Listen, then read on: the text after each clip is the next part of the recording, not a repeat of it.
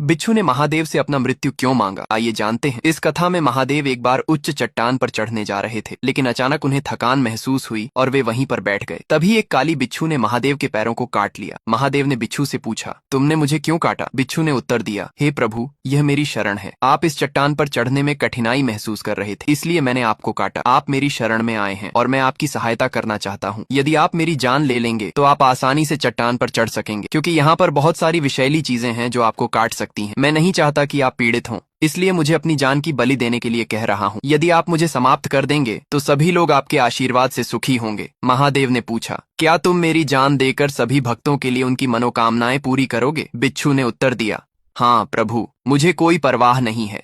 मैं चाहता हूँ कि मेरी जान की बलि देने से सभी भक्तों को आशीर्वाद मिले और उनकी इच्छाएं पूरी हों। महादेव ने कहा, ठीक है, मैं ऐसा करूंगा, लेकिन मैं कभी भी अपने भक्तों को दुख नहीं पहुंचाता। मैं उन भक्तों की हमेशा रक्षा करता हूं जो मेरे प्रति सच्चे होते हैं। तुम मेरे सच्चे भक्त हो और मैं तुम्हारे साथ रहूंगा। कोई भी तुम्हें नुकसान नहीं पहुंचा सकता। इसके बाद महादेव ने बिच्छू का रूप धारण किया और पहाड़ पर चढ़ने लगे। वे चढ़ाई के दौरान सभी भक्तों को आशीर्वाद देने लगे और उनके आंसू पीने लगे। फिर महादेव अपने असली रूप में प्रकट हो गए और बिच्छू से कहा, अगर कोई तुम्हारे साथ बुरा करेगा या तुम्हें दुखी करने की कोशिश करेगा तो मैं उसकी सजा दूंगा, लेकिन बिना कारण किसी को नहीं काटूंगा। बिच्छू ने आंसू बहाते हुए कहा, प्रभु, मैं आपकी आज्ञा से कभी भी बिना कारण किसी को नहीं काटूंगा। महादेव ने बिच्छू को आशीर्वाद दिया और कहा, तुम मेरी सच्ची भक्ति हो और तुम्हारे अंदर महान शक्ति है। यदि तुम बिना कारण किसी को काटते हो तो उस दिन तुम्हारी शक्ति समाप्त हो जाएगी। इसीलिए बिच्छू ने महादेव की आज्ञा का पालन करते हुए कभी भी बिना कारण किसी को नहीं काटा। वह महादेव के साथ घने जंगल की ओर बढ़ने लगा। महादेव ने उसे आशीर्वाद दिया और कहा, जो कोई इस कथा को देख रहे हैं उसने लाइक और सब्सक्राइब नहीं किए हैं